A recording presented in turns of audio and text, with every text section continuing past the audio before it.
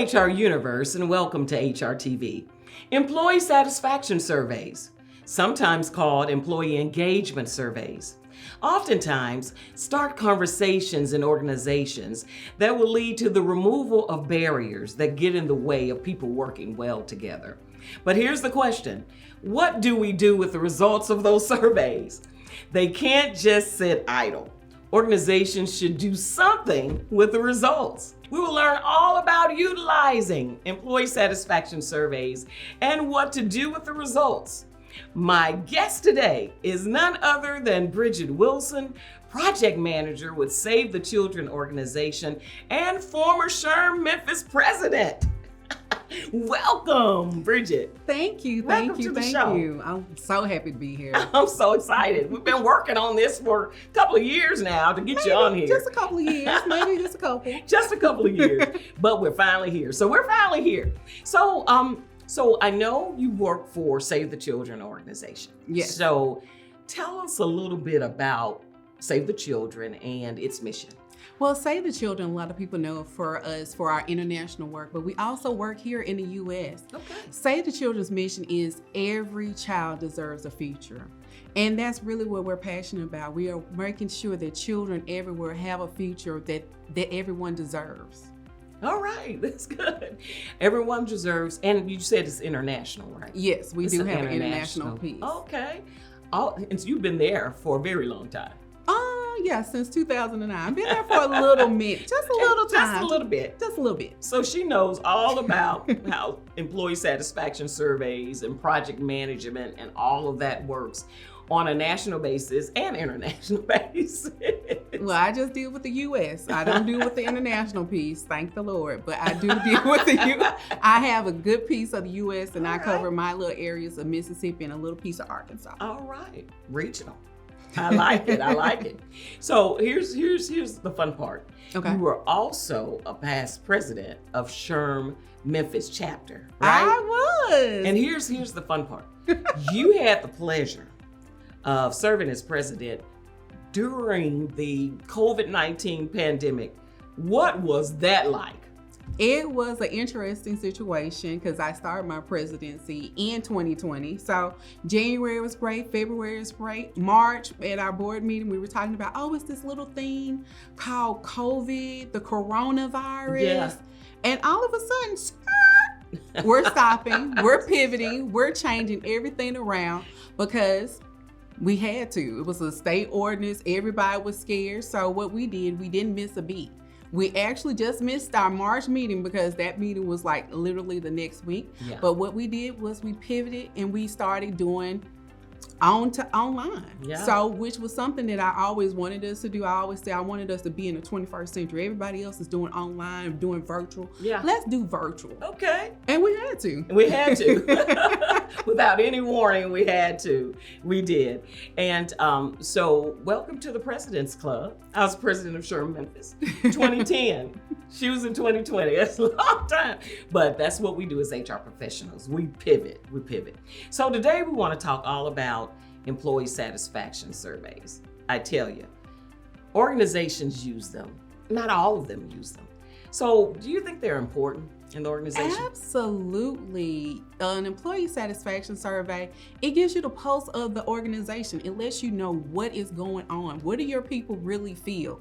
A lot of times when you're a C-suite, you don't know what everybody is feeling, what everybody's thinking about the organization. This gives you an opportunity to get that information right then, right there. You're so right. It gives everyone a chance to have a voice. Sometimes it's not, I know your name, I know who you are, but it's anonymous, right? So you get a chance to have a voice without having to speak, so to speak. Yeah, so it's so important to organizations. You talked about that pulse. Oftentimes, organizations may not know what's happening in the organization, what could be better, what people are thinking. So they are so important. I agree with you there. So So tell me some of the different ways they're used in organizations. A lot of times they're used to empower the employees. Okay. It's also to give a voice to the employees, like you said. You want to give the employees a voice. You can see what is going on currently. Yeah. It gives you the opportunity to get immediate feedback.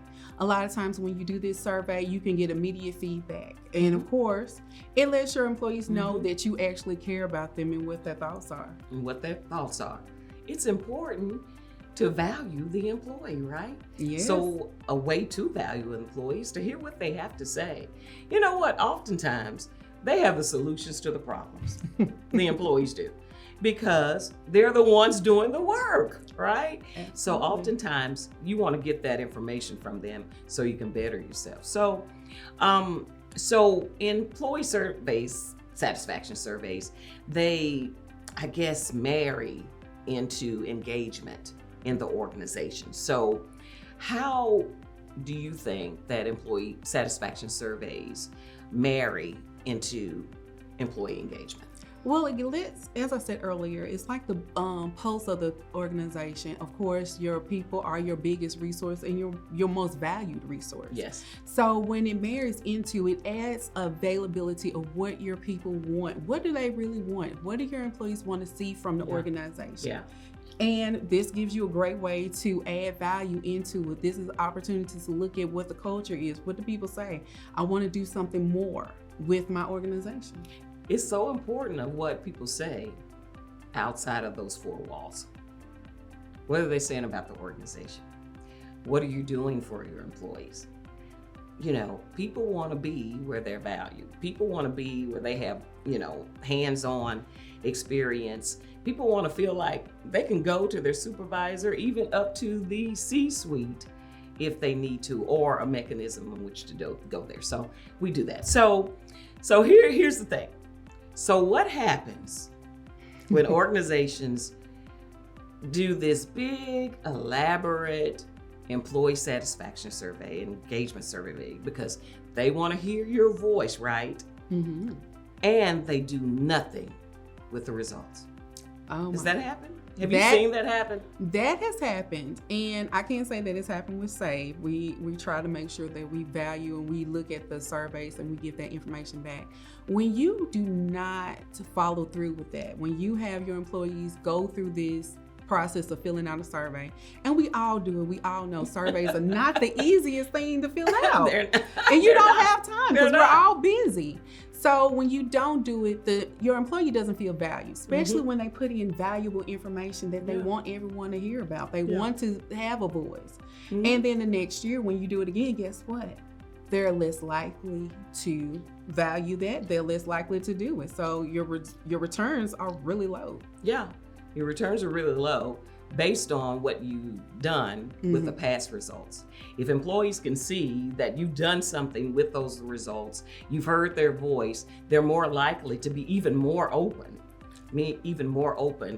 in giving their opinions and giving their suggestions, right? Absolutely. Yeah. So let's talk about some of the elements of the employee satisfaction surveys. What are some of the topics that we talk about? They talk about workplace culture. They often talk about leadership in these. Talk about what gaps there are, right? What needs attention, right? What is a unique way, or you can add on to those elements. What is a unique way to foster engagement that speaks into connecting the employee with the community, connecting the employee with the organization?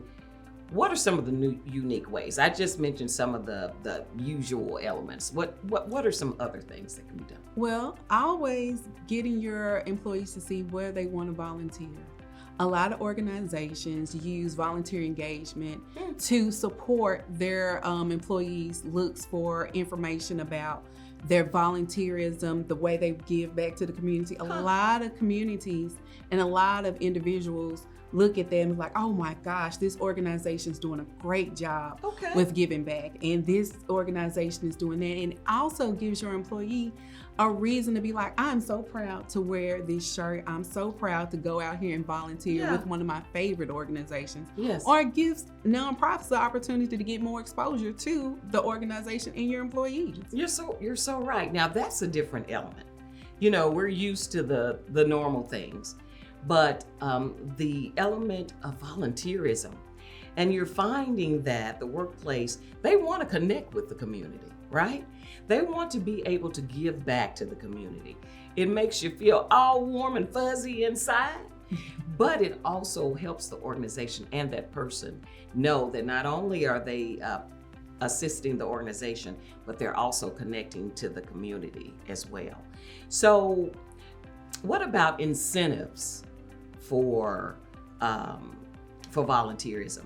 Have you seen where some companies give incentives? And if they do, what are some of those incentives? I did a little research. So 40%, I had to do a little research for Dr. Lester now. Come on, Dr. Deneen, we have to do a little research.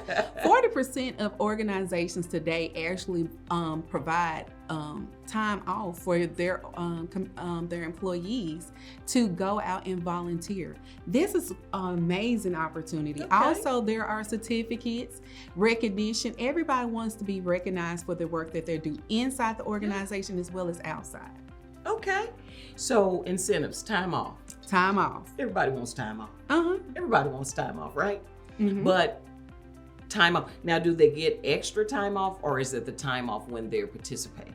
It's the time that they're participating. Okay. Also, you get the opportunity to network with people you would never have met in your organization. Yeah. So that's always great for our individuals who want to meet other people in their workforce. Anybody else like, hey, I never see you. What department do you work in? And that fosters new relationships as well, which helps people stay in. When you feel connected to your organization, you're more likely to stay there. You're more likely to stay. Retention. Hey, that's a red flag for HR professionals. Retention. This is one of the things. When people feel all the connectivity around their work, they're most likely to stay, because we want them to stay with us, right? Absolutely. So you offer every opportunity that you can. Now let's talk a little bit about, we'll come back to volunteerism, but I want to talk about what we do with these results. Okay. So what has been your experience? Do people usually try to analyze? Because I know that is so important. You've got to analyze the results, right? So what has been your experience with that? So we do use third parties. We did a huge survey, and we used a third party. We had them analyze it. They gave us the data back. So we had no privy to the information. We just got the raw data. So they also lets employees know that they have a safe space to voice their concerns. Right. And what we did was we looked at the data, we looked at the information, and then we broke it down. Okay. And we actually had town halls where we talked about what this means, how we're going to move this. One thing is about transparency, being more transparent with my manager, being transparent to me about what's going on. So we had actual town halls about it, and we saw actionable changes. Yes. We actually implemented changes that employees could see. So it was not that you just filled out this survey and it just went, we talked about it, and you didn't see any action. We put action, we put some work behind it. Yeah. You put the pedal to the metal. We did. Yeah, you put the pedal. But I like the idea of town halls to discuss the information. I've also seen in my experience, people put affinity groups around some of the topics or some of the elements that could be improved in the organization. It could be around being valued, right? It could be around communication within the workplace, with the manager and the employee. It could be around opportunities to advance. So you put these affinity groups around it, they do research, and then they come up with some solutions that are practical and that they can implement. That's what we call doing something with the results, right? So back to volunteerism. I really like this idea of volunteerism as a part of employee satisfaction. So what do employee volunteer programs look like in the organization? What does it look like? It looks like however the organization wants to craft it. So some organizations give their employees a day off in which they can volunteer in any organization they feel. Yeah. Some organizations, some of the ones we have in Memphis, they do big projects. So they may go out and do Feed the Needy. They may work with Neighborhood Christian Center. Yeah. All of those organizations, and they come out with their team shirts on and they go out and volunteer as a team. Yeah. So of course, when you're wearing your organization's team shirt, that is more recognition for the organization. It gives your employees the opportunity to get out, serve the community, and it shows, it adds a value to your organization. Yeah. You got your shirt on, Salvation Army. That's right. That's one that you can definitely use. You can definitely use that one.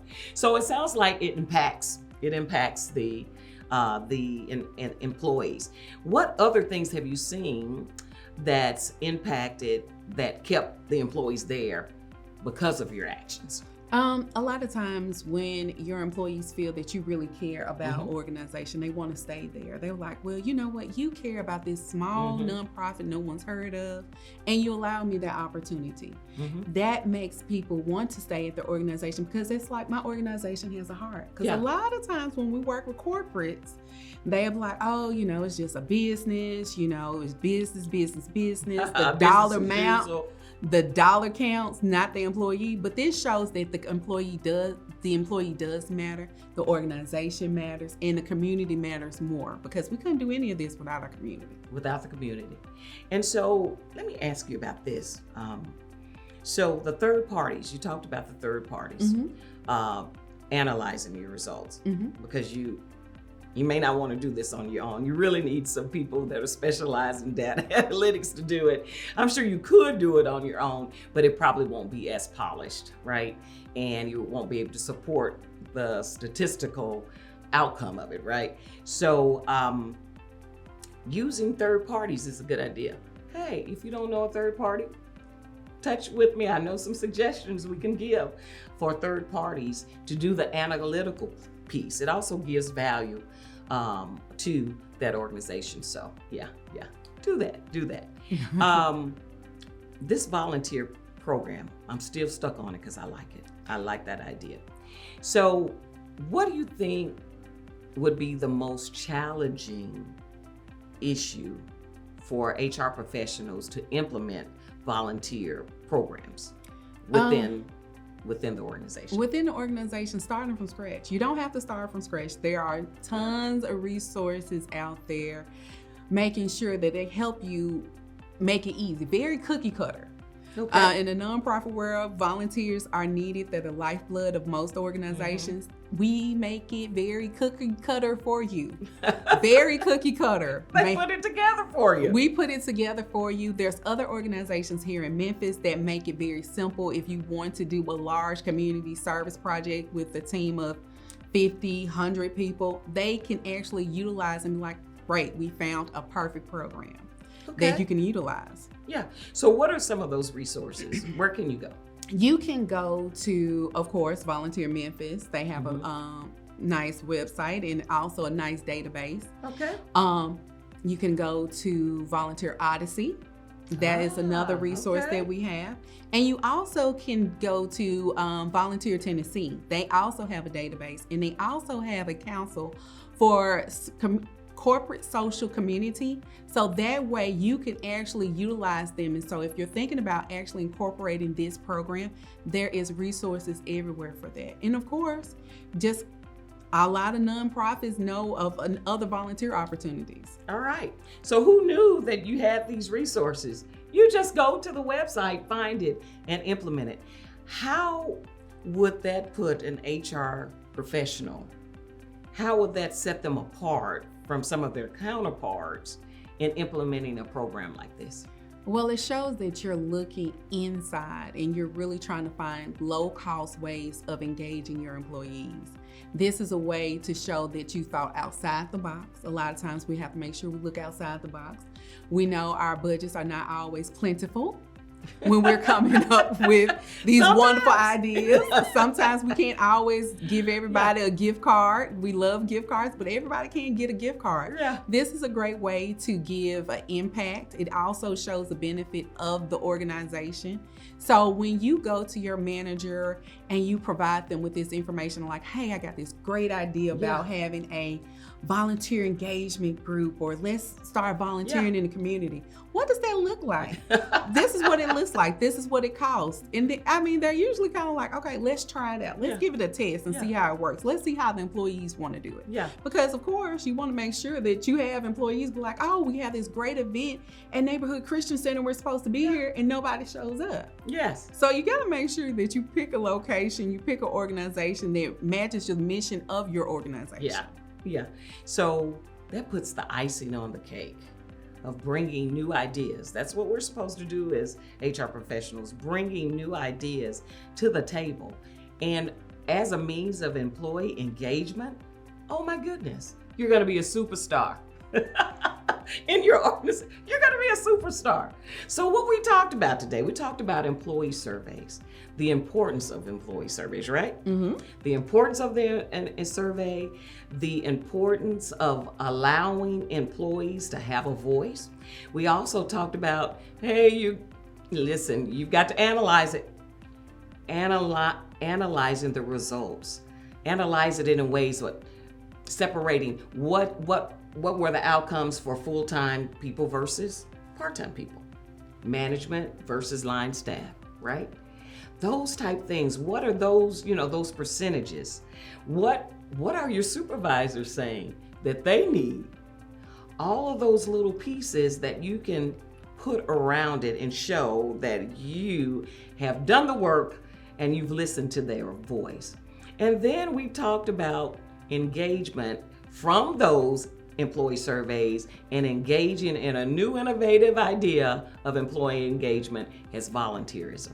So Bridgette, let's talk about the management piece of employee surveys. It's huge.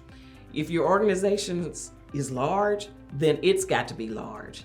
And most times, you correct me if I'm wrong, most times there's a point person or a team to help manage the surveys through each phase of it, right?